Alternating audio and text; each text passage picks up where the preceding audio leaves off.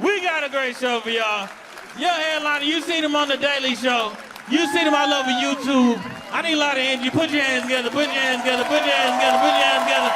Give it up for Josh Johnson!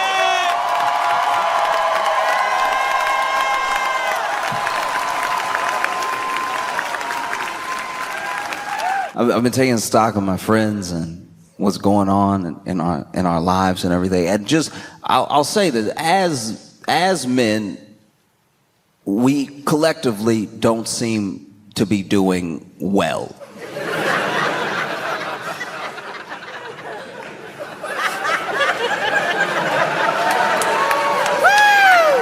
Like, things are rough in lots of different areas, lots of categories. In the jeopardy of men, we are in jeopardy. Near every facet of life feels like more confusing, more difficult to navigate in a way that feels like you are definitely doing the right thing. I do believe that lots of people are doing their best, truly. I just also think that...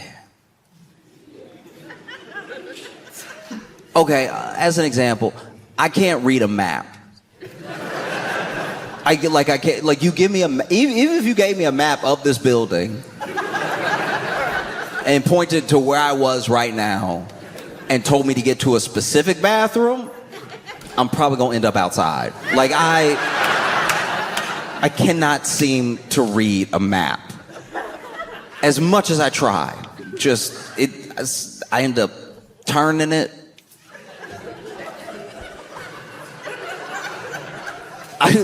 So I tried to be a Boy Scout for a little while. It was terrible. And because when you try to be a Boy Scout, like when you really trying to go for all the badges at once, everything, you really not getting anything, you are just being a problem in the woods.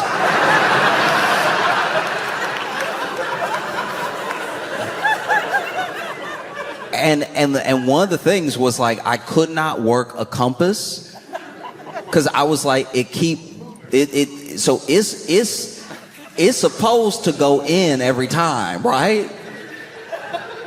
And they were like, no, it's supposed to show you where north is by how it's positioned, but it doesn't have to point north every time. I'm like, oh, okay, because it's dangling. And they were like, well, did you let a magnet touch it or something? And I was like, I don't see what that should have to do with anything. Like,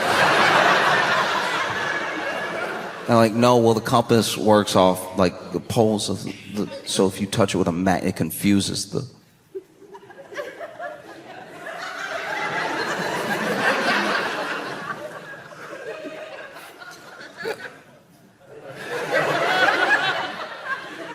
So you got a piece of paper telling me where I am and where I need to get, and then you gave me a cup of metal that points anywhere it wants to. And somehow I'm the one that doesn't know what he's doing. Why are we even in the woods right now?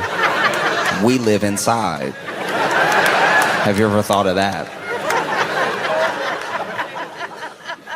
Try as I might, I could not read a map. Even if you lay the thing out, where I needed to go, where I was now, and the way to get there, it's like in practice.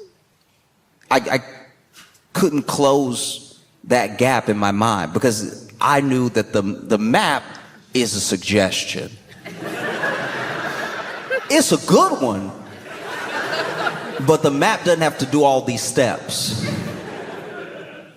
Even the compass is a tool, but if it's spinning, we might as well be Pirates of the Caribbean or something. Like, that doesn't...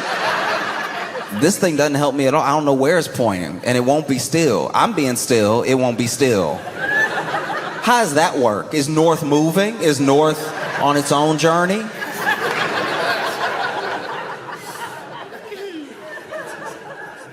Try as I might, I could not seem to read a map, and that is what it feels like to at least to me, be a man now. There's a map, and the map is laid out with lots of good suggestions, and you even get tools along the way to make sure that you get to where you want to be, which is being a successful man, being a good man, being, a respected man. But then in actual practice, walking that road, you're like, look, the paper says. But when I look around, it's tough. It is, especially with love. Like in regards to like love, attraction, seeking someone out and meeting someone you like, trying to take it to another level. It can be difficult because if you are, I won't even say good, if you are at least a regular man,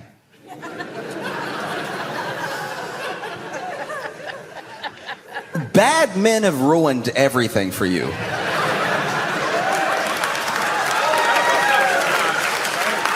And I'm not talking about but I'm a good guy. I'm talking about if you are just a regular tax-paying citizen who doesn't do any crimes and is generally nice to people, maybe a wave.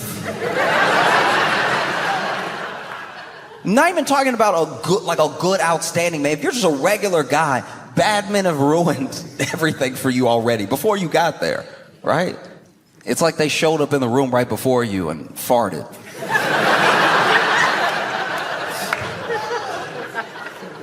And then you walk in and you can't prove it's not you.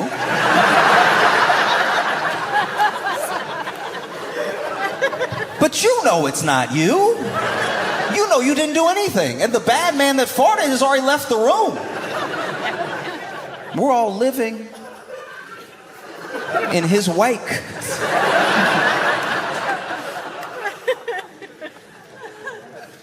And it's hard to find the actual bad man sometimes because, he's stealthy, he's disguised. You know what I mean? You'd have to follow him around all day. You'd have to follow him every waking minute just to have the proof that he's a bad man. You would. That's why it takes years sometimes to figure people out. You'd have to hunt him down and then take the picture and run into the room and be like, he was eating beans. Those were his farts.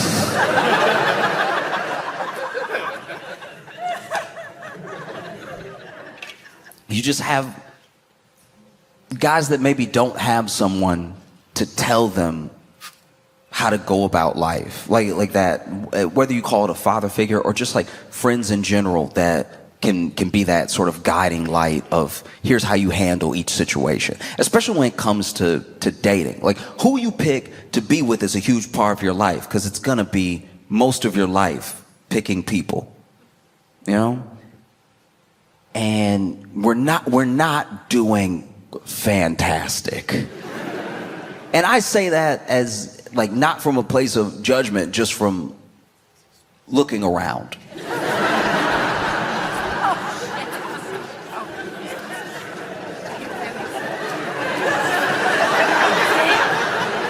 It's pretty apparent. You look at the internet is fueled with so much anger,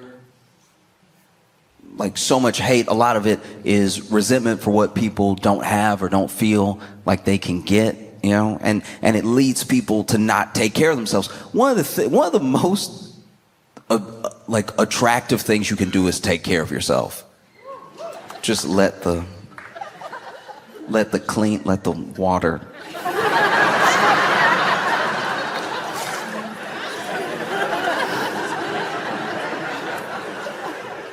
I can tell exactly how depressed my friends are by how it smells when I walk in their apartment.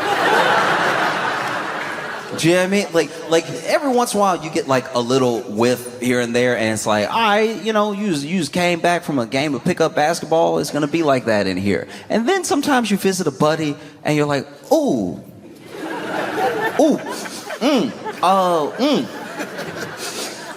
Whew, she left.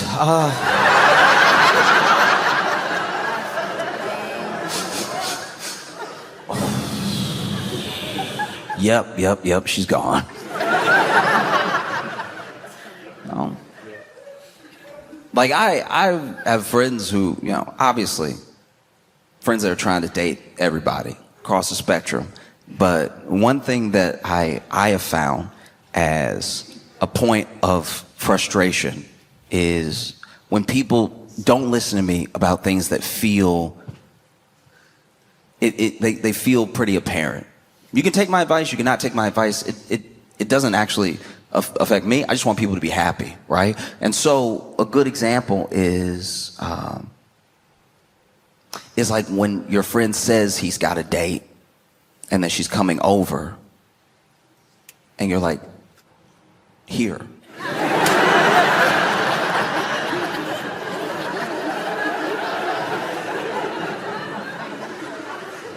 And then he has the nerve to be like, what?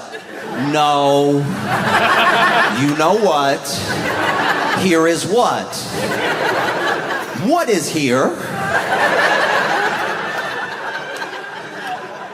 Or then I'll have a conversation, especially, I'll have a conversation with some of the women that I know in my life that will not believe me when I give them advice about men.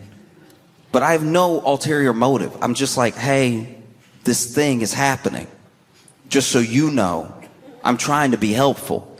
And it's weird because we as people accept a lot of things as an idea, in a big way, right? So you'll hear the old men are dogs, blah, blah, blah. Every man wants one thing. All guys are after the same thing. And those are almost principles that people live by. But then when you tell your friend, hey, that's a dog. And then she's like, no, not Mark. He's so sweet. It's like, what are you doing? We just established that and there's a level of frustration that comes with that when it would be like if someone came to you, right? Like a dog owner came to you and they were like, I don't know why my dog is doing this thing. And then you told them because you're someone who has trained dogs, been around dogs a lot. So you're like, this is why your dog is doing it. Oh, you also in this scenario happen to be a dog. So then you're a dog that's trained dogs and been around dogs all your life, telling someone, because you are a talking dog, you can speak, telling them why this dog is doing that thing. And then they're like, no. That doesn't sound right. But it is. It is. No, not Mark. He's so sweet. I've known him for so long. I'm telling you, that's a dog. Not Mark. Mark is the sweetest. You don't know him like I know him. Like, I don't need to know him at all. I know the 4 facts you've told me about Mark, so I know exactly what Mark is trying to do. No, not sweet Mark. I'm like, you need to stop calling him Mark. From now on, his name is Ark, Ark, Ark. That is a dog.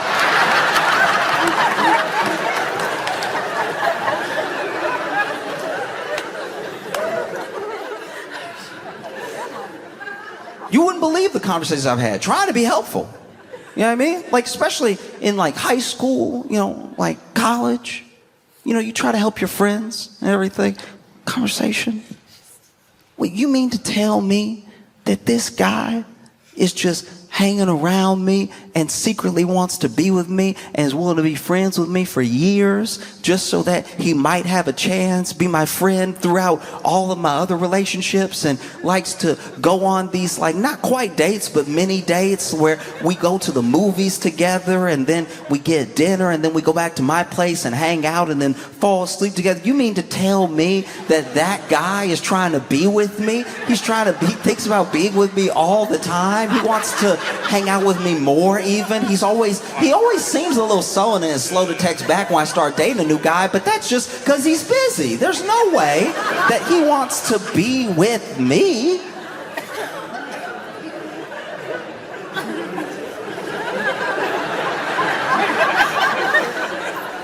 And then I have to be like, yeah, what do you think I'm doing?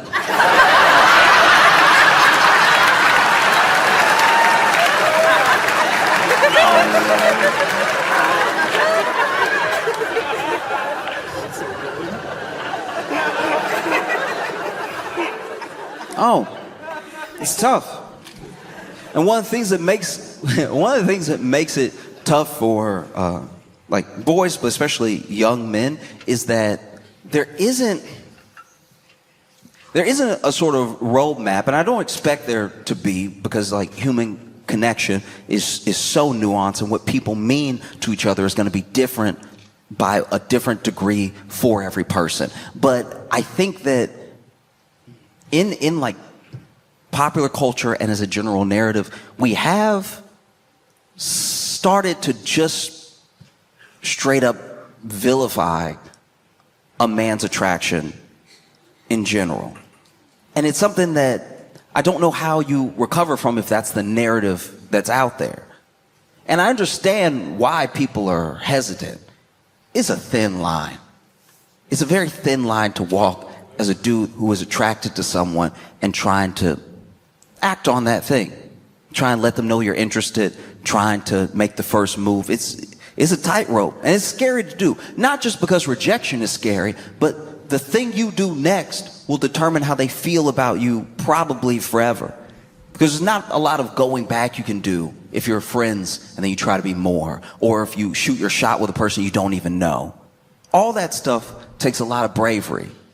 And it's not always going to be done right, especially when you're young, you're making mistakes, you know? Like I remember in class, my buddy, he had the biggest crush on this girl. Oh, and we're young, and he didn't know what to do with all that pent up energy. So he's daydreaming, and he starts drawing her.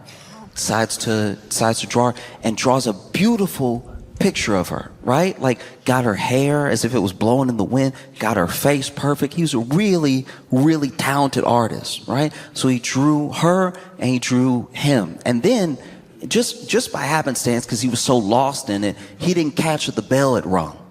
And so we're all getting up, we're all leaving, and then she passes his desk. She sees it. And she's like, "Hey, is that me?" And he has to be like, oh, yeah. And he had drawn her so beautifully. She was genuinely touched. She was like, "That's amazing. You're so talented. Oh my gosh, that's beautiful." And I don't know, I think she was just so taken aback because none of us knew he could draw that well, you know? And so she was like, Can I have it? And he was like, yeah. And he was leaning on his desk right next to where he was finishing up some touches on her. And he's like, yeah, but now he doesn't want to move.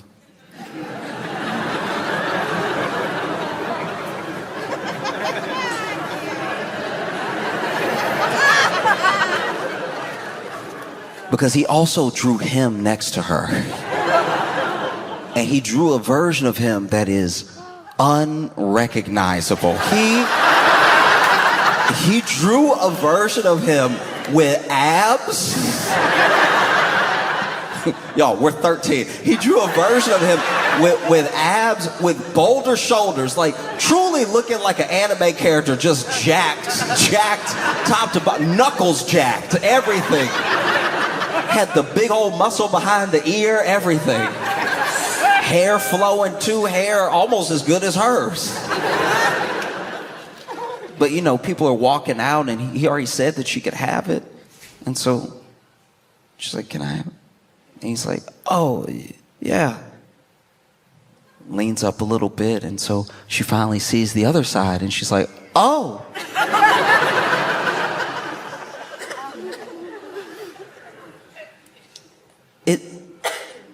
Is that you?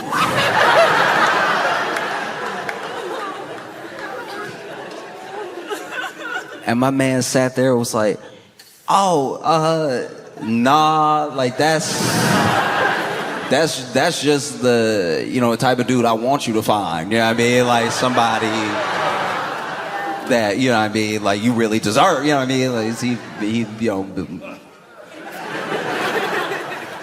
you know, just somebody you might meet one day who's right in front of you. Because so much of attraction is about timing. We don't give timing enough credit.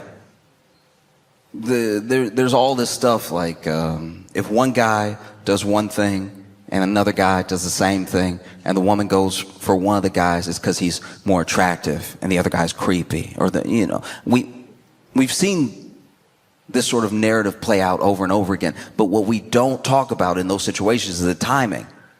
When did this person say this thing? When did this person say this thing? When did this person do this thing? When did the other person do it? So much of attraction is about timing. And I've talked to my friends and I've asked them before. I'm like, what are you even looking for in a guy? And I'm like, I just want like an honest guy. And I was like, I'm gonna stop you right there.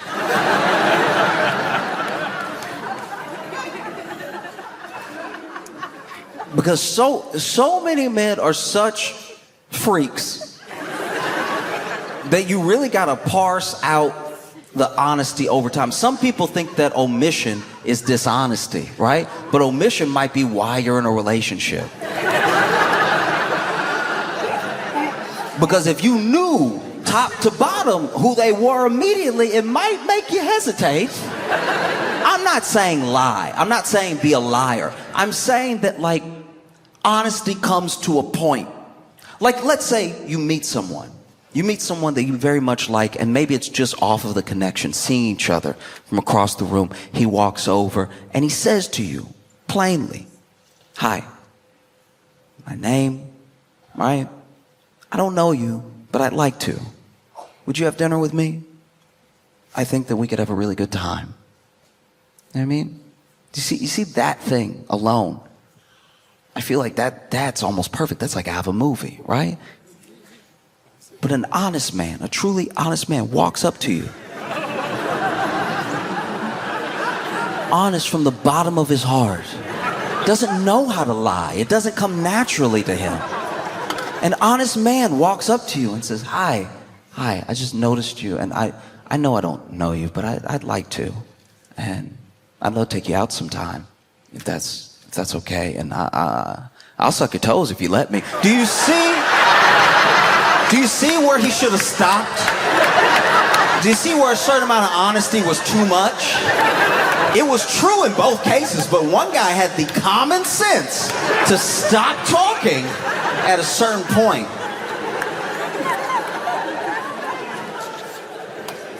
Honesty is important. Honesty is very important. But I also think if you're being honest with a person and you're being self-aware at the same time, there are things that you omit on the front end until you get to know them. Some people think omission is lying, but I think omission timed well is like the appropriate time to tell someone something. You start dating a guy, maybe it's going really well. Maybe it's a week, 2 weeks in, slept over a few times. You wake up, you roll over, he's like waking up as well, and he's like, "Hey, you want breakfast? I make some mean pancakes." Perfect. Wake up next to an honest man.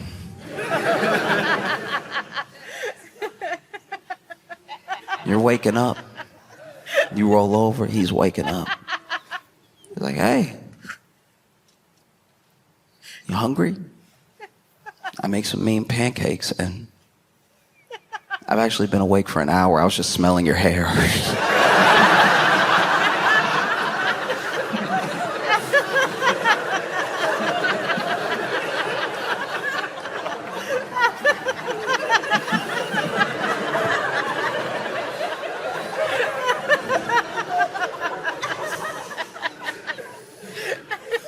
Been dating somebody for a little bit. You're texting, "Oh, how you doing? Oh, I'm good. How are you? I'm good. Miss you. Miss you too. Oh, how'd you sleep last night? Oh, slept okay. You have any dreams? Yeah, actually I did. What'd you dream about? Dreamed about you."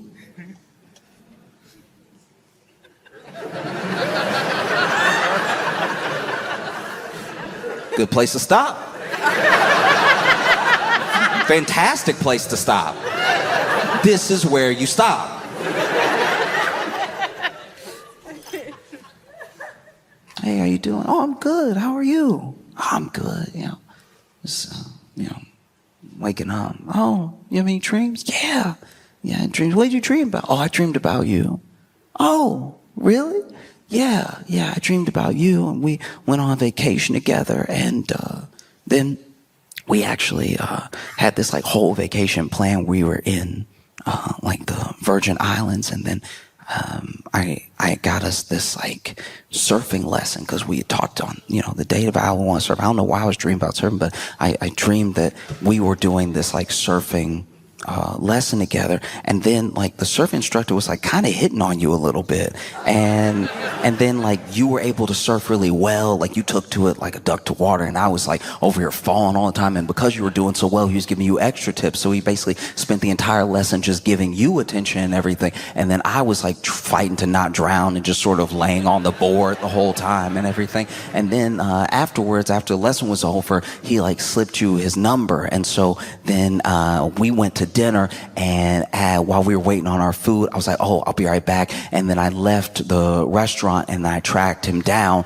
and I had a little conversation with him about trying to steal people's girlfriends during surfing lessons, if that's something that he really does, and if he does it often. He's like, no, and I'm like, yeah, and then we took another little surfing lesson. We took a little trip down to the beach, and I just sort of pushed his, where the sand and the water sort of splash, where the wet sand was, I just sort of pushed his head into the water until the tide was sort of going over it. And so I couldn't really tell if there were bubbles or not because there's so much wet sand and everything. But I just sort of held it there until he stopped struggling, and then I woke up.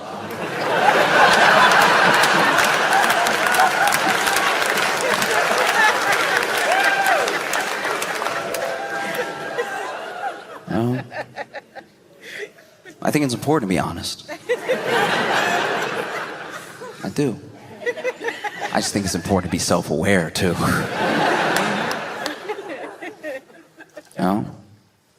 I'm not saying be a liar. I'm just saying, like, check yourself. Check in with yourself. Know who you are. Know what that's going to sound like, depending on the timing. Timing is everything. It's so important. When I was in high school, my boy, he finally asked this girl out that he had a crush on for a couple years, right? Finally just went for it. Something about summer just made him a new man.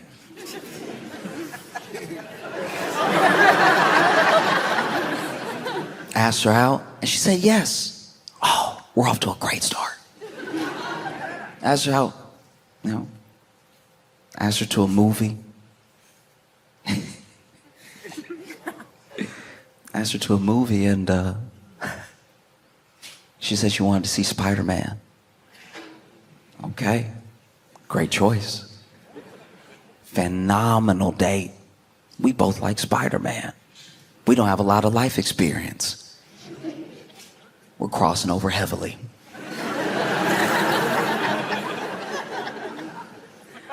So he said he'd take her to see Spider-Man. Take her to the movies, see Spider-Man. That was their date. What she didn't know, what he did was he didn't just buy their tickets to see Spider-Man. He bought out the theater. And timing is everything. Because they get there and sitting down, lights get low, previews even start, and she was like, wow, I thought other people want to see Spider-Man. I thought it was a pretty popular movie and everything. And then he turns to her.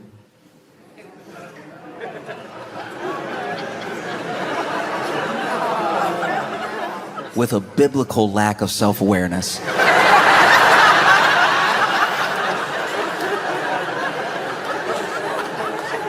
After she says, I thought other people would have been in the theater, with us wanting to see Spider-Man. I've been hearing about it all week. He turns to her and he goes, oh, I made sure nobody would be here. Why even word it like that? What are you doing?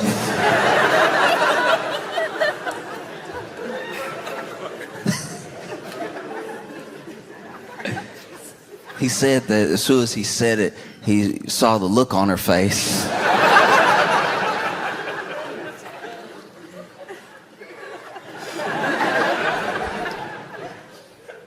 He said it felt like she was waiting the whole movie for Spider-Man to rescue her.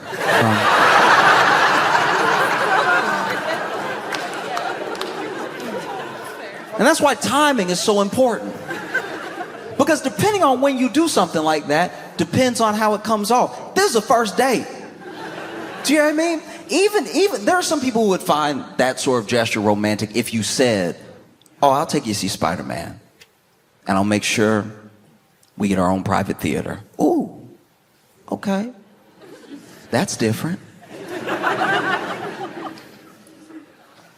But saying I'm gonna take you to see Spider-Man and not telling her no one else will be there, even as you sit down, they have the popcorn, the drinks, everything.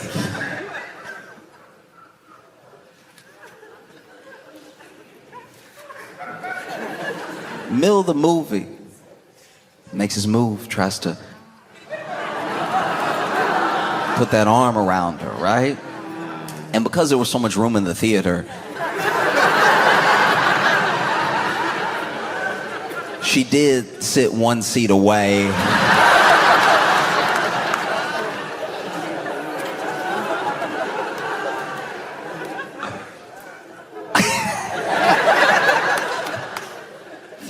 Because once he said it, I don't think, he just couldn't save it. There was no aspect of the rest of the movie where he wasn't like, you're locked in here with me.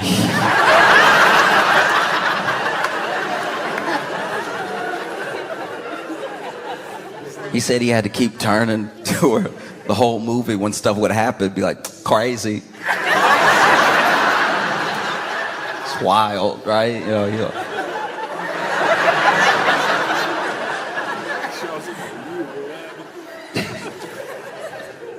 Oh. And so it can feel sometimes a bit hard to find your footing when it comes to attraction, because everyone, from the people closest to you to the people far away, feel far away. If you don't really know how to connect, and especially now, we've built a sort of like scary parasocial connection with people that we're attracted to that they can't possibly know on the other end. And then it comes out in comments online. It comes out sometimes in whole articles. There's a line between like fascination and then crossing over into something pretty weird. I don't know if y'all saw, but apparently Sydney Sweeney, the actress Sydney Sweeney, is going to be selling bars of soap that contain her bathwater. Now, if you don't know who Sydney Sweeney is, she is an actress that is like, not just like an A-list actress, she is her generation's like top bombshell. Like, people have been freaking out and lusting over Sydney Sweeney for a long time. And it is pretty creepy. It's like, don't get me wrong, she is a beautiful woman, but the way the internet makes sure that someone that you haven't met doesn't feel like a person to you is like why we have the sort of conversations we have. Because Sydney Sweeney is in not just lots of movies. She's in, Handmaid's Tale. She's in Once Upon a Time in Hollywood. She was in Madam Web. She just has range, right? She does a lot. And the way that people, every time she is on camera, every time she's even mentioned, the way that people, almost as like an understood, acceptable amount of creepiness creep on her, has been something that's like compounded over time. Like, she was in Euphoria, and then she was in other projects, and it compounded, and it started to like become exponentially creepy. And I think that this bathwater soap thing is brilliant on her part, because now she'll know the 5,000 men that need to be put on a list.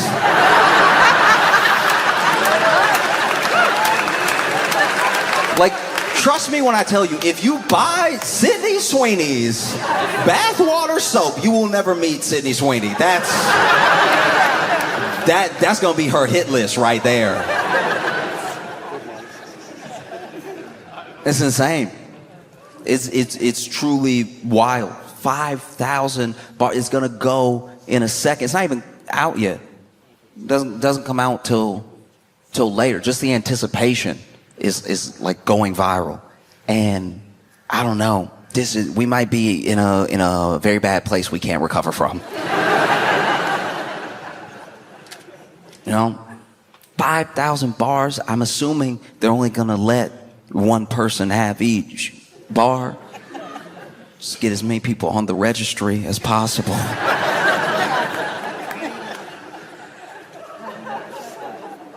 I don't even know what you would do with you. Like, that's something you would get caught with.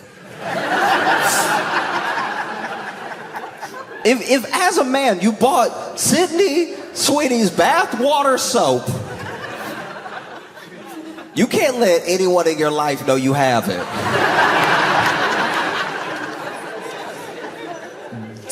That's everyone gonna look at you different. Because they'll know, as soon as they see it, they'll know some things about you. Like, you were at your laptop ready.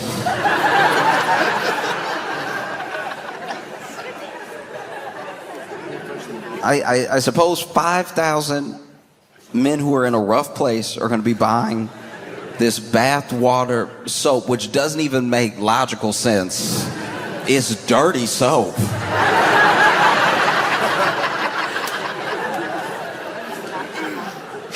And I say 5,000 men because I'm not saying that there's no women who have a crush on, Sydney Sweeney. I'm just saying that as men, we are both grosser and more practiced at using our laptops for these exact things.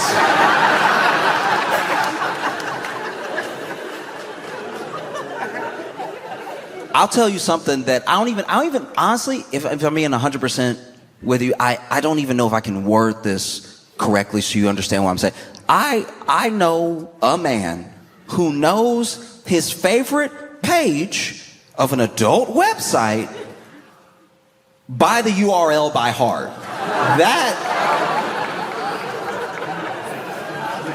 That is absolutely insane. Do you know how down bad thirsty you have to be to remember http:// baddiesonrollerskates.com /bracket B12 %,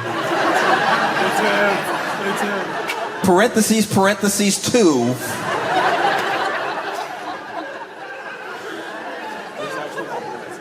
I'm wondering how we got here. Truly, I'm wondering how we got here, not just as a society, but with the promotion, with the soap company. How did this happen? Because you know it wasn't Sydney Sweeney's idea. Sydney Sweeney didn't roll up in there like, you know what people love? Me. You know what I can spare? Bathwater. Let's sell it. That's business. I think a sick man, a definitely sweating man with an unfortunate voice, said to Sydney Sweeney and me, look.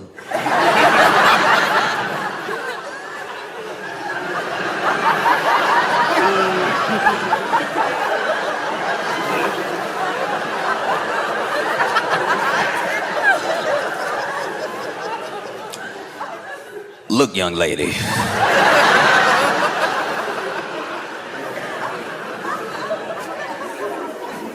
I believe, and this is just Jebediah Jones talking, all right? Because a lot of nasty men talk about themselves in the third person. This is just Jebediah Jones talking. But I believe that people would pay for your bathwater.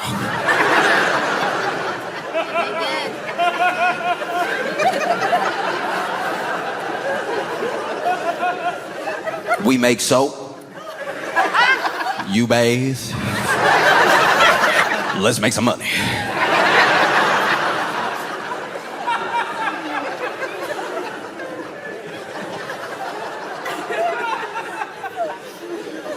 Like, truly, I think that's how it went down. You know? Because even in the tweets that I've seen about it, I think these are Sydney's words because they're in the quotations. But you know, in it, she's sort of playing off of the idea that this is a thing that people have talked about on the internet before, and she's like, well, you know, this is something people have been asked for. Figured it'd be a fun way to do it. I hope it just makes men think about taking care of themselves, because I've been in some pretty gross dudes' bathrooms. That completely flipped the script for me. When I read that, I was like, what disgusting man made Sydney Sweeney go, I gotta do something.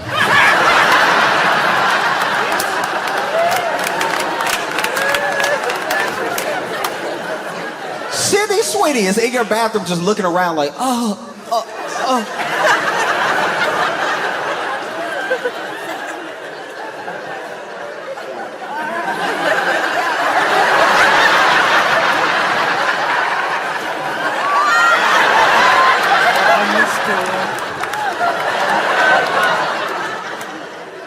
How the ceiling get dirty?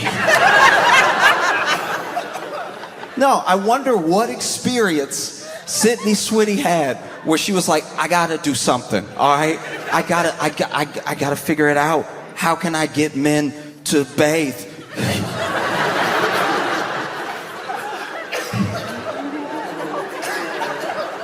I'll do anything to get men to take a shower. Fellas, we're in a bad way. Because you know fundamentally every man that buys that bar soap needs it.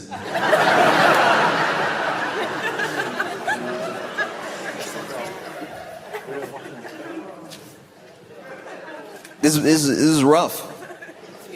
This is really rough. You know? Because even with that general idea, right? When you hear that as a man and you tell other men, guys, Sydney Sweeney put her bath water in soap to get you to buy soap. Because she just wants you to take care of yourself.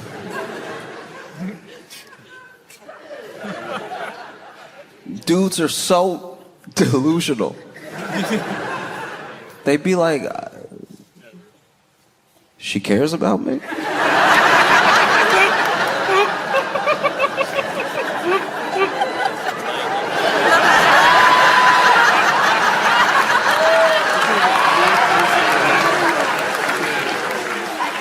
Wow.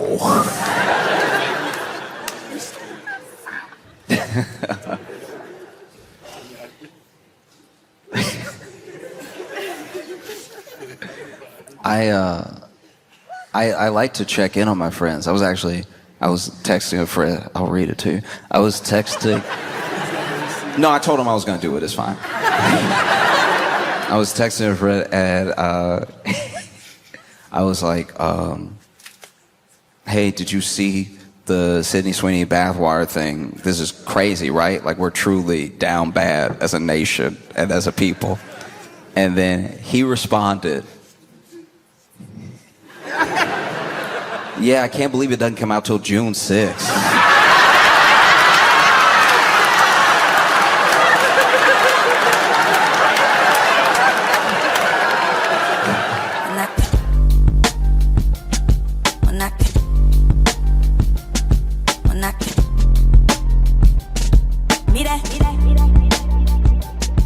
knocking.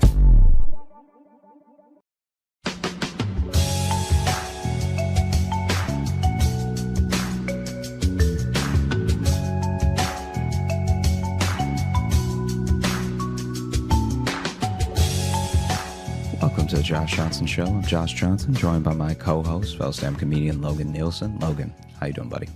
I'm doing all right, man. How are you? I am getting a call, so I'm not doing great. 1 second. 1 second. I'm here again. I'm back. Doing great. How are you? Doing great. Everything's fine. I'm doing all right, man. I think we're about to get some nasty weather here in Iowa. Have you guys been getting hit with anything yet? Not to open with weather talk, but I mean, it's only nasty if you're not freaky. You know what I mean? Like this is good. Nope. I hate what you just said. Nah, like this is just good weather for like if you cuddled up with somebody and like, oh no, we can't leave, maybe we should. Only nasty if you're not freaky. Yeah, like maybe we shouldn't leave. Maybe it's nice being warm together, It's a real baby. It's cold outside situation. Not really, because you live together in this scenario. This isn't a visitor. That it's cold outside. Wait, sorry. Are you role playing as me talking to Jess right now? No, I'm role playing as anybody talking to anybody that lives with anybody. Okay, because for a second I thought it was. No, that'd be weird. Baby, don't go out and save lives tonight. Like that'd be wild. No. I'm. They really need me at the hospital. Nah, girl, come on. The fire is warm. She's like, we don't have a fireplace. Where did you start a fire? Hey, you know who needs reviving?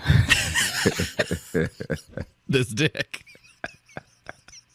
Well, it takes all the mystery out of it when you say it. I know. I regret saying it, but it was also funny to me. Well, hey, man. Merry Christmas, everyone. Yeah. Merry Christmas. Yeah, it's the holiday season, and you want to do a little holiday mailbag? We are. We're going to be doing a little Santa holiday sack of emails? Mailbag, a full-on Santa sack of emails. But also, can you do the thing that you've done before where, like, we'll take turns reading them? So just, like, shoot me anything that you want me to read. I figure I can do that. Or since we're not, like, really doing video, I can probably just screen share the emails with you. Yeah. That sounds good.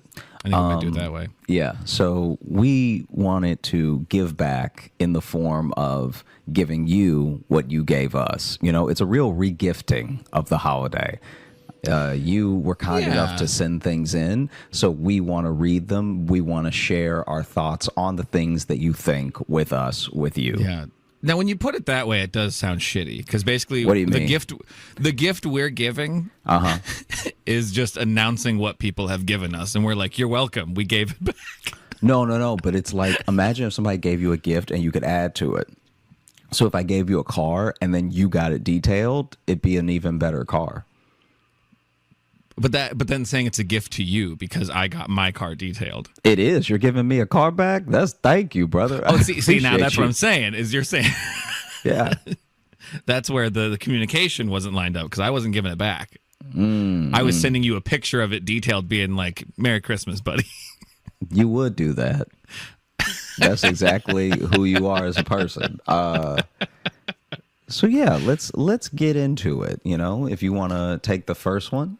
Yeah, I'll take the first one. I'll go ahead and screen share with you right now so we can both see them as we go here. Let's get weird. Let's get freaky with it. Let's get weird. Let's get freaky. Baby, it's cold outside. Which one do we want to start with here? I'll start with this one because I've had a couple people mention this to me. But this is from Kiera, and the title is Subreddit for Tiny Town and Squirrels. Now, changing it to Tiny Town instead of Toontown kind of goes, and then Squirrels. So this is an abstract change to both of our nicknames from Toontown and Squeaks to Tiny Town and Squirrels, which I don't hate, actually. Yeah, I mean, if you'll remember, it actually sounds like our Bizarro forms. Like it sounds like there's going to be like just a more extreme version of each of us running around that is Tiny Town and Squirrels. Like Squirrels actually needs to get LASIK. Like actually cannot really see. And then Tiny Town is got like a weird like bone fusion going on where his knees are just like real low to the ground. You know what I mean? Like he still Right. walks, but as far as a shin, barely. as far as a shin, his shin is the size of a hand. Like we're talking like knee feet, right? That's like a Hank Hill's dad from King of the Hill, where he doesn't really? have. Yeah, his shins were blown off in Korea, so they just grafted his feet to his knees. So he just has no, I'm not straight, talking about short that legs. though. No, Right. he still has a little bit of shin. Oh, still a little bit of shin. Okay. Yeah, but just enough to look cartoonish. Squirrels, I was just thinking it's literally like just clothing filled with squirrels masquerading as a man. Just a And for the voice box, it's just screams. It's just like they got a little keyboard in there, but there's too many little paws, so they're just typing nonsense. Just 7. yeah, that makes sense to me. That's We what really it feels like. this year the listeners have really created. We've gone beyond the JJU, the Josh Johnson universe, and now we've established the Josh Johnson multiverse. Because now there's Toontowns and Squeaks, there's Tiny Town and Squirrels, there's the Punisher and Iceman, or Man with Ice Powers who hates puns. Like now there's a whole action figure line of the two of us. There's a lot more going on. I'll admit. I think that some of it is good and some of it has been counterproductive. Like I think that there are some things within. Some of it has been What has been counterproductive? I don't know if the bathroom detective should actually like stay in the universe. I think that like I enjoy it, and we're gonna put out that that trilogy. But I also think like, is this who I am when I listen back to it? Like.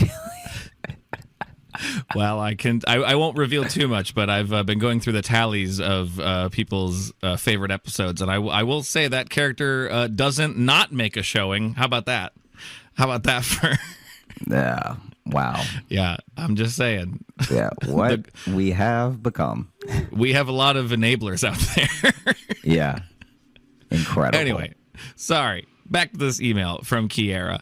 Subreddit for Tiny Town and Squirrels. Please, it's so late and like everything is fucking funny. So I typed the subject of the email, and of course autocorrect fucked up my words, but made me laugh. So I'm gonna keep it there. So okay, so Tiny Town and Squirrels was actually autocorrect. Hey J-Lo, I recently made a subreddit for the Josh Johnson Show on Reddit. I got tired of having no one to discuss the show with without sounding not like myself. I mean, I said sorry about your brain king at a gathering, and the guys thought I was referring to an NFL game. So then they started asking me questions about football. All I wanted to do was drop a dope-ass line from the show, and it turned into me getting questioned about who plays for the insert any football name here, because most men are assholes who want to badger you for knowing anything. That does sound like us. I mean, I'd like to dispute, but I have been around people my whole life. That's the thing. I try my best to not be one of those people, but I know me trying to not be one of those people is because by default we are those people. Yeah, I've tried really hard. I've definitely, you know what it's led me to though? Now I actually don't help people. No, dude, that was when like it really mansplaining has was like become a talked thing. about a lot. I got to a point where I was like, I'm not explaining anything to anyone, even if they really want my help. Yeah, it's like it's really not worth it. So I'm just It's not worth now. I mean, I'm sure that they'll figure it out. Yeah. I tend to start with the question of just like, do you want me to tell you? I've found just an easy way to avoid that. As someone who had to leave someone who was stuck in a grate, I've stopped helping. Never want to be that guy. Even the email says here, sorry, got sidetracked. Well, so did we. Back to Reddit. While I made the sub, I have no idea how to moderate a Reddit thread, nor do I want to. I think the J-Lo community, well, the J-Lo community, I think is something else. Yeah, the J-Lo, what a mix-up that would be to get like on a Jennifer Lopez subreddit and then be like, man, y'all ever get your brain injured? I'm not saying I want people to do that, but I also want people to do that. I think the J-Lo community has enough common sense to make the subreddit a living hell since we're not talking about anything outside of the show, and the show itself is far from problematic. Thank you. That being said, I'm hoping this email will be read on the show for the very reason of bringing the J-Lo community together to laugh at episodes, make inside jokes, and whatever else Redditors do in subreddits. Yeah, I don't understand what people do in subreddits, but I've had a few people send me this, saying like, hey, do you know there's a Reddit for you guys? Yeah. So I would say that maybe, we can give it a shot. I can't make any promises just because of time constraints, but I would definitely be interested in giving it a shot at like hitting up the Reddit every once in a while with a question or maybe like just something. That being said, I feel like a lot of our movements are like a Reddit thread to begin with, so right. And that's what I'm saying. I don't even know if like it's one of those things where it's like I don't know if we'll get involved with it at all, but I wanted to give it a shout out if someone's trying to create a community for people to get together and talk about the show. I figured may as well shout it out. Yeah. They have a link here, reddit.com/The Josh Johnson Show. So I don't know. We're not in charge of it. We're not moderators, but like, I'm all about because we've had people email in trying to be like, hey, can you send me the email to this person that emailed in because they sound cool and I don't feel comfortable doing that. But yeah, that definitely sounds like a setup. That sounds like it sounds like it could either go great and make best friends or could be a nightmare. Yeah. So this might be a good way for people to voluntarily meet up. Yeah. Wow. But that's all. Thanks for keeping me quietly giggling in public spaces and occasionally scaring my coworkers in office with my loud, sudden laughter. P.S. If you have a favorite subreddit or Reddit type interaction, would love to hear about it. For me, it's the relationship Reddit posts where someone is sharing a minor situation between them and a partner, and people instantly jump to, he is such an abusive piece of shit, you need to live him, over something like, my husband didn't eat all his dinner. I hope people do yoga for reaches that far. All right, bye. Sorry I talked way too much. But yeah, Josh Johnson Show subreddit. Best, Kiera. Thank you for that, Kiera. Thank you so much, Kiera. That means a lot. We appreciate you. And thank you for, starting the subreddit. This could be the beginning of something really beautiful or really terrible. Yeah, and again, we make no promises that we'll check it at all. But yeah, I'm what if it really is like a hellscape? Like as soon as we log on, and we get like, oh no, I think the Nazis got to it. Oh no! Oh no! Yes, a lot of frogs in here. Kiera, be a moderator with an iron fist, I think is what we're trying to say here. Best of luck to you. Right. Do you ever get on Reddit at all? I've never really. I don't really understand it. Every time I click on something for Reddit, I'm immediately thrown off by just how it's structured. Yeah, it's the most old man. The way I feel. that it used to be structured, I think there's been a slight change, but the way that was structured when we were in college was big yawn right in the middle of the words. Was like really hard to read. I felt like the only people who enjoy that type of layout are people who can also code.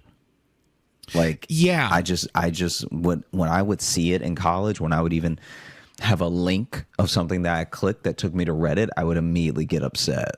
Like I just hated looking at even the layout of it. And not that it's changed a lot, but maybe it's because the camera quality and all this other stuff has changed with the internet in general, that I feel less annoyed by the look of it. Okay, that makes sense. Do you see an email here that you want to read?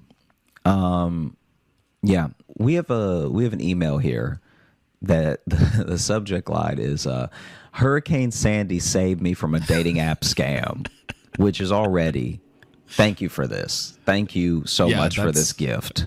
That's quite the setup. Okay.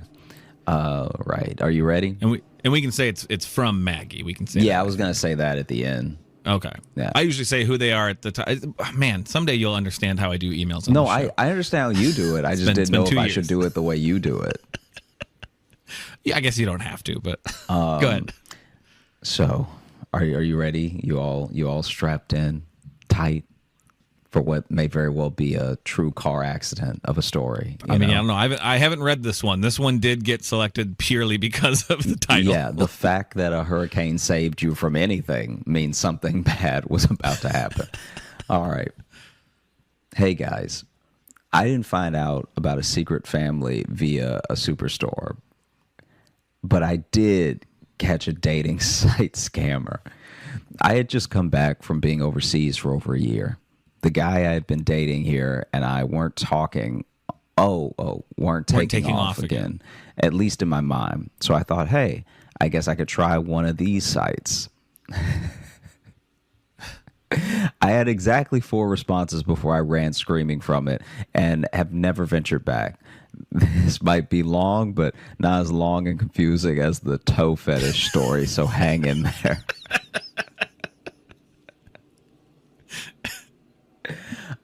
Anyway, the fact that there were 4 responses, that must have been 4 penises. It had to be. Like, it had to be just all penises. There's no way that you were like hi and someone was like hi and you were like, I'm out of here. Like, well, it looks like all 4 are listed here. We got 4 numbers here. Okay. Number 1, first guy, pictures of him in his military garb. I'm not a big fan of the military industrial complex, but thought, hey, let's chat. The story is that his family was killed in a car accident, blah, blah, blah, which is already not Maggie. Great. His family was killed in a car accident, blah, blah, blah. Yeah. That's such a grim response. He was serving in Afghanistan. His story didn't ring true to me, and I left it alone. I'm not going to lie. You haven't given us enough information here for this person to outright look like a liar. Like, it sounds like 2 pretty bad things are happening to him. Like, yeah. Now, I will say, if that was literally he sent one message and he opened with that, even true or not true, you should avoid that guy because he's going through something and you don't need to get wrapped up in, his trauma. Have you noticed that, like, bots still don't? This is like going to be the next level of bot, I can assure you. But somehow bots still don't trauma dump. Like, bots are still very much like, hello, hey, you're in my local area. Yeah. Do you like to read? I also like reading. Yes. Hello, sexy. What doing? Yes, exactly. Like, there's never a bot that's like, hey, how are you? Thanks for asking. I'm not great. Yeah, like, hey, how are you? I'm trying out this dating thing. You know, I've just really had a rough year and I'm trying to better myself. Yeah. Like, that sounds like a man taking a swing. That sounds like most people. Like, imagine if a bot was like, how are you? Nice to meet you. They're all dead. It's like, oh my God. Because bots wouldn't be good at it at first. They're all dead. Yeah. Okay. So I've got my eye on you, Mag. The blah blah blah.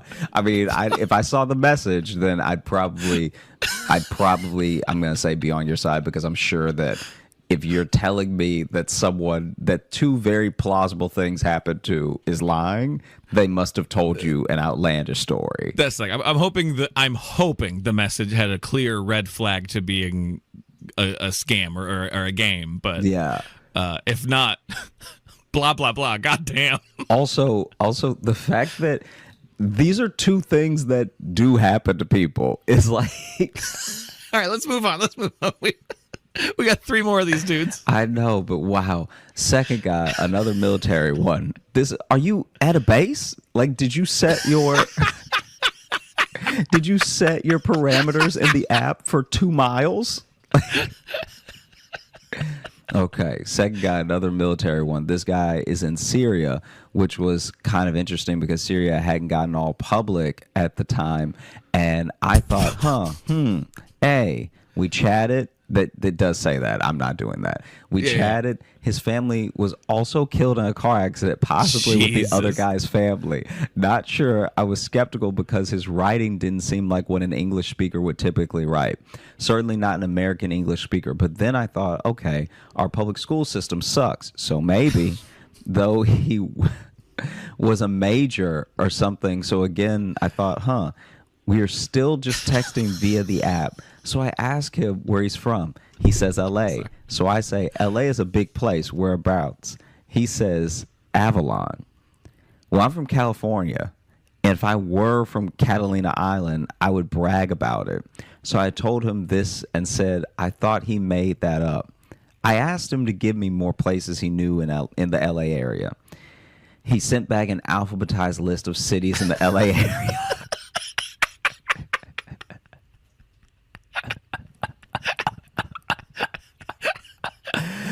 I'm really seeing where the blah, blah, blah came from now. Yeah. Even my LA friends wouldn't recite cities alphabetically.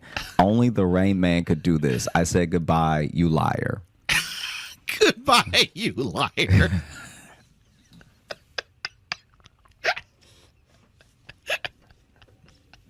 Can you imagine going to like an actual speed dating meetup, and when you sit down, the first person is like, hi, I'm Bob, my entire family was killed in a car accident, and I am in the 157th. And then you're like, oh, okay, that's a lot to hand someone immediately. And then you switch seats, and the next guy's like, hi, I'm Chad, my entire family was killed in a car accident. And then you're like, name all the cities you know. Yeah. Just be like, where in Boston are you from? And it's like, oh, well, here's an itemized list of everything I've ever bought in Boston.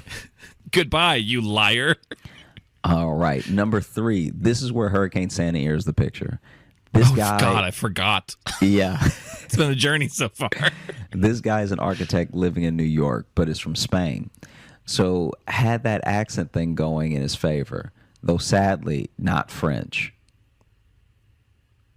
I think that's just saying their favorite accent is French, but yeah, someone from Spain living in New York, bringing in a French accent is kind of a wild move. Oh, God. Okay. Sadly, not French. Sandy is barreling down on New York, and I express my concern. He is fine. Power's still on. All is good. We talk multiple times over the days of Sandy. He tells me about his son and how they would like to visit me. Dad mentioned his wife died in a car accident.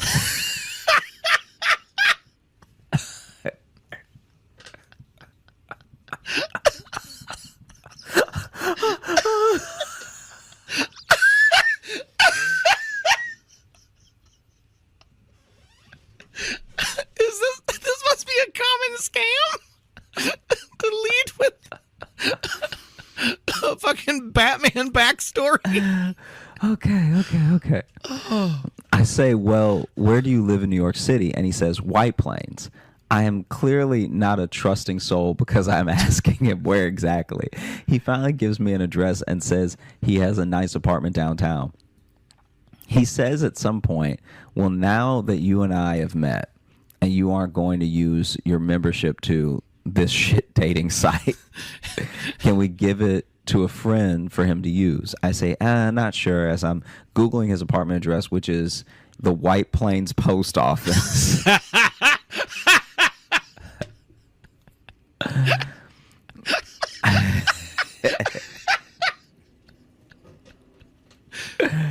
Okay. I tell him I doubt there are nice apartments in the post office. He says there are.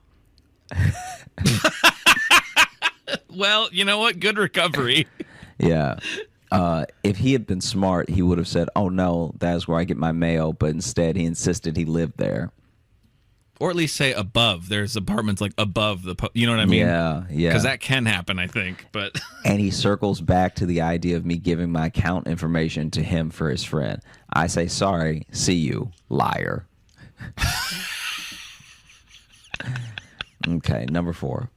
As I am recovering from that, I notice someone has waved or winked at me on the app. I look and it is my ex.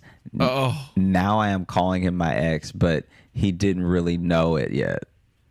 But he is on the app too. Over and out. Membership canceled. Miss Maggie. Oh.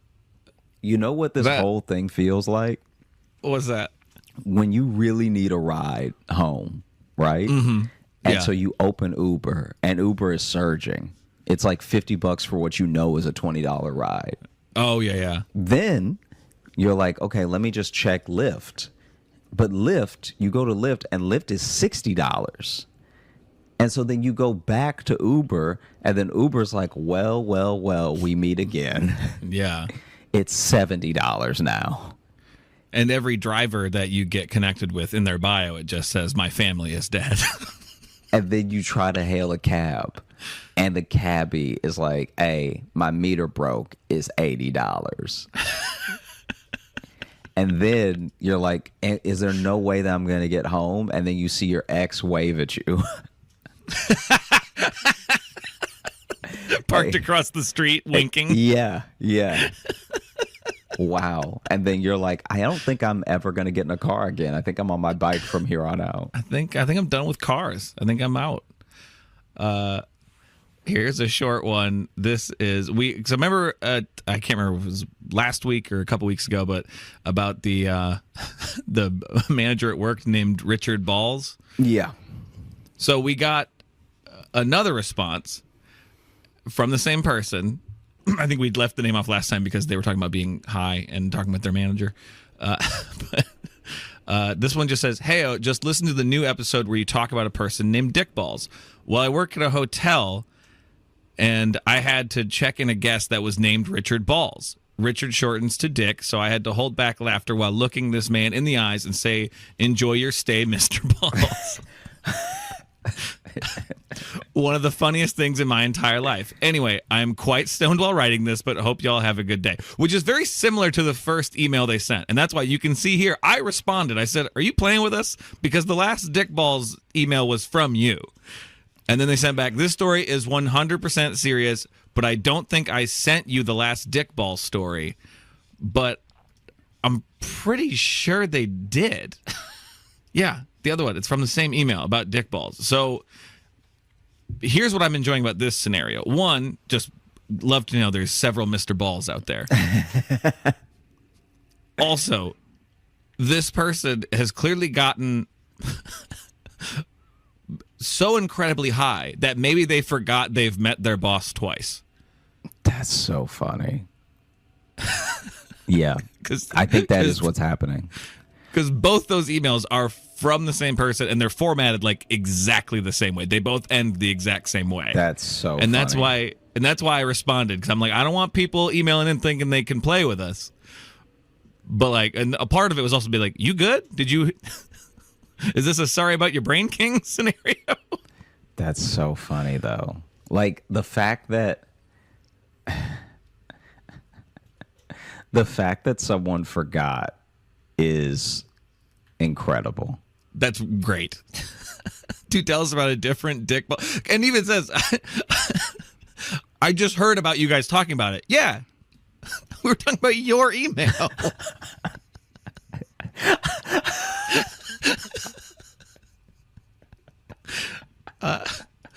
Speaking of weed, here's another short one. This is from Melissa, and I just like this one because it says, hey guys, y'all sure Josh doesn't smoke weed? Because he just asked, do you think teeth talk to each other? Before proceeding to describe a teeth house party where Logan's extra teeth are unwelcome guests. Anyway, keep up the excellent work. Cheers, Melissa. P.S. In the time it took me to type that, Josh has begun describing the absolute atrocity of Logan's long-lost dead twin he ate emerging from his fucked up teeth and saying, I'm here too. So I don't know, guys. I think he's almost high as I am. Look. Yeah. Now imagine what Josh would be like if he did get high. This is him sober. Yeah, this is all me. Yeah, like That's this is all like me. This is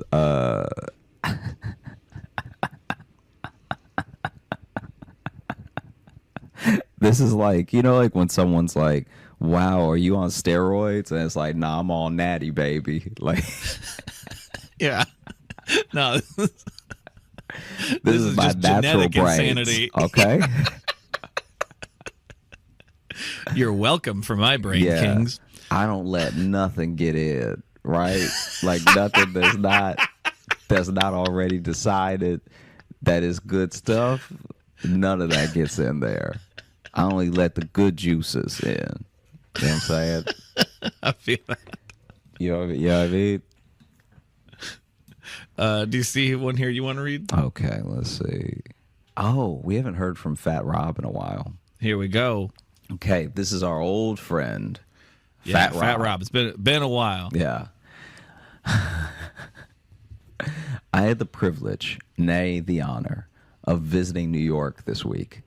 I was honestly unsure how I would like it, but I absolutely fell in love with the energy of the city, the natural hum, truly like nothing I've ever experienced, the sheer magnitude of its breathtaking.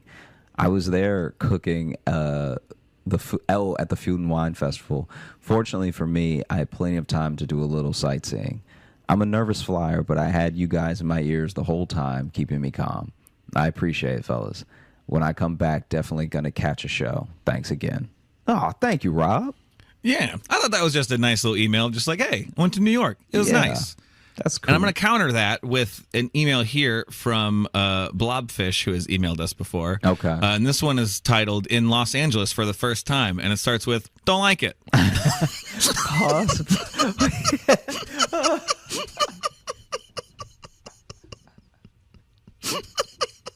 This is a coast-to-coast review we're doing here. Oh, God. Live in Western Colorado, drove 8 hours to Vegas, spent the night, drove 5 hours to Angeles this morning, going to see La Brea Tar Pits, Moulin Rouge, pretty excited. What's up? You have to say the don't like it. Pause for humor. Pause for humor. I was just taking the pause. But yeah. I like birds. God. I like birds, so I'm happy to see all the different birds. Spotted a mitterd or mitred, M-I-T-R-E-D, mitterd. I'm not sure how to pronounce parakeet, which is uncommon. Might have been a red-masked parakeet, which is rare, and a vagrant species, so they came here by accident, adding on to it. I like a little bird fact in there. But the city itself, too cramped. I live in a small town by comparison, so I don't like how cramped everything is. LA's never really felt cramped to me. If anything, LA's a little too spread out for my liking. Things could be closer together. That's Logan editorializing. Everything is crushed together, and the people are weird. They are insane, just running across the street during a green with 2 bags of half-eaten cucumbers. I like that this is being clearly judging the whole city based on one guy carrying cucumbers. Whoa, what'd you do? I dropped something. Sorry. Oh, okay. God. Okay. Sorry, I didn't mean to do that. That's okay. Also, why is everything so hilly? Well, okay, this is kind of a little nitpicky about geography here. Again, Colorado, surrounded by mountains. I live in a valley, but just it is a hill. The roads are The roads are also giant, bigger than Denver, and just so overdone in every day they can imagine. Phoenix and Las Vegas really rely on U-turns to get places. Los Angeles require a full 10-lane crossing. That crossing is underneath another 10-lane street. By the way, we Uber around. They know the city. This is how it is. It's insane.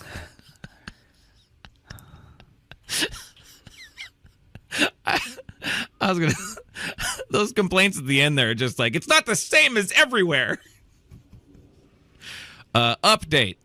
Saw Moulin Rouge. The audience was so rude. One lady was screaming, "Ow!" and "Yes, woo!" every time something remotely sexual happened in the most blood-curdling voice known to man. She did this the entire time. Really emotional moment, and the main character wipes his greasy hair. Woo! Thank you for that. Los Angeles review. Look. What you need to understand, thank you for writing in, but what you need to understand is that's just somebody who's very lonely, all right? Who's truly in need of a touch. Yes. Because no one woos. Like, this is sex for her. this is very close to all the sex. Like, it's Seeing Moulin Rouge, yeah. the idea that, like, even one of the dancers maybe just wiped his brow and like, ow! Yes, sweat. It really is like, that's so funny that, okay.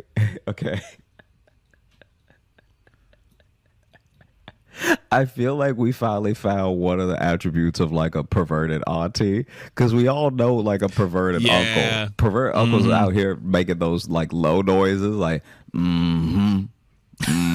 like that sounded like Sling Blade. Yeah, just a little bit of growl, and everything they say is like, oh, as you do it later. Like, yeah, just something that's really uncomfortable. And those aunties are out here also. Those aunties are out here. Oh, for sure. Ow! Yeah. They are just happy to lay their eyes on a man. Wow! You know those people who actually be reading the romance novel outside, like. Yeah. I mean, there was one time Reading their smut on the bus. there was one time that I was on the bus in Chicago, and this woman this middle-aged woman was reading a romance novel, and I'm not even kidding.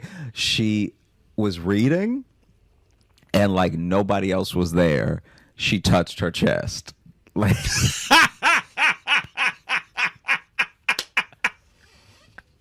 Like she had the book out here, right? Yeah. But then she went, whew. like she rubbed the middle of her chest like she had Vicks Vapor Rub on it. Oh, I love that. And it's just, and then you see the cover, and the cover first of all, he couldn't be on more steroids. And I don't know what book this is. I'd have to find it because it's so funny. It's like basically he is, at least from the angle, because she had it down a little bit because she was reading it. Oh, did it have like kind of a Fabio cover? It had kind like of a thing? Fabio cover, but Okay. the woman the woman is on the horse. This is like such a funny thing. The woman is on the horse, but the man, instead of riding the horse or her grabbing him and he's riding or whatever, he's like under the horse. So I couldn't tell if he was supposed to be lifting the horse or if he was getting trampled by the horse.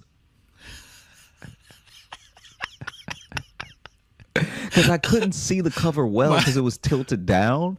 My husband was trampled by a horse, blah, blah, blah. My husband was trampled by a horse, blah, blah, blah. Ow!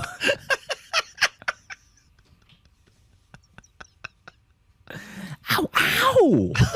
Woo! Yeah. Squish him with them hooves. Ow! Yeah. Wow. Wow. Well, I think you had fun in Los Angeles. But also, sorry, I genuinely snorted there. Oh, man. Okay. All right. So can you choose the one, it's fourth from the bottom, I fucked up? I fucked up. There you go. Okay. You already know the subject. I fucked up. Dear Toontown Squeaks, I've been listening to the show since the beginning and have always thought about sending in an email, but never knew what to say until now.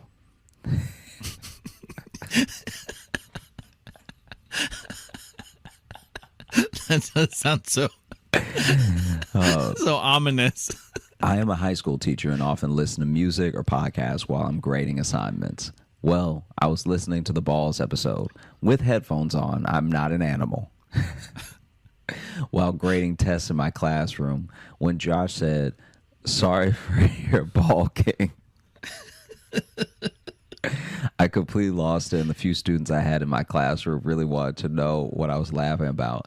Since I would like to keep my job, I could not tell them the whole story, but I panicked and just simply said, "Something funny happened on the podcast I'm listening to." It didn't dawn on me until later that most of my students only know about the serial killer podcast that I listen to, as we use those as sources during our serial killer unit in psychology class. I now have a bunch of students who believe I was laughing to myself while listening to a podcast about actual murders. If kids weren't intimidated by me before, they certainly are now. Anyways, keep doing what you're doing. I'm a huge fan of the podcast, even though I may never listen to it at school again. I love all the Wild Josh stories, and Logan's laugh never fails to make me laugh as well. Best. And then, P.S. Y'all definitely have a bromance going on. Don't lie to yourselves like that. I try to tell him all the time. He just won't believe me. Well, you know what? Thanks for writing in. Thanks so much. That's for listening from to the Mia show. or Maya. It's MIA. I know it can be pronounced either way. And we appreciate you. Yeah. That's a new one, though, that like the laughing at work club, but thinking you're just a psychopath, like a genuine. Yeah. Like everyone gets crazy looks when they laugh at work, but everyone's looking at you being like, oh, man, the last podcast we knew they were listening to was like about Dahmer. Yeah. And they're over there cackling away. And I don't know what's hilarious about Dahmer. Oh, I like this one here. This is from, I believe it's from Malia, and the title is "Here's an Episode Idea." Hello, Josh and Logan. Josh, I commented on the Instagram where you wanted us to roast you, and I said you look like the brown M&M. I have found some things from my childhood in Texas that I think you might like. Beware, these annoyingly catchy jingles will be stuck in your DNA for the rest of your life. I'll read the rest of the email and then we'll get to that thing. Anyhow, love the show. My favorite episodes are Say Something Dummy and the episode about the creamer. I'm also an avid creamer drinker, but I water it down with milk. That's the most insane shit I have ever heard. What are you talking about? What are you talking about? Watering down. I watered down the dairy with some dairy. You can't have it pure. You got to cut it. You do. Huh? You drink it pure? I wouldn't necessarily drink it. We don't know what that was. All right. Yeah, we do. No, you don't get to try to retcon the show like you didn't. Remember that. Remember that, though. We never fully figured what? out. We never fully figured out what exactly Yes, you did. it Your was. roommate came in and said you guys are drinking creamer. You just gonna take her word for it. You weren't even there when she said. You took her word for it. Look. You told me. Look. Jury is still out. Okay. Shut up. You're a fool. Shut up. No, you're a fool. You're a fucking fool. Shut up. You are a fool, Shut up. and you Shut up, always fool. have been. Shut up, all you right? fool. You will be. Anyhow, a hope you fool enjoy. until Shut up, fool. your Shut up, you last fool. Day. Fool. I am trying to read. You are a Shut the fuck up. fool. Shut up. Fool. Anyhow, hope you enjoy these jingles. Maybe you can react to them on the show or something like that. And I just like to go, bye! From Malia. I won't play all of them. I'm going to play one for you just because this takes me back to some stuff from like my childhood too. We didn't have this one. I don't know if you'll be able to hear it. I hope you will. Okay, fool. You're a fool. You're a fool.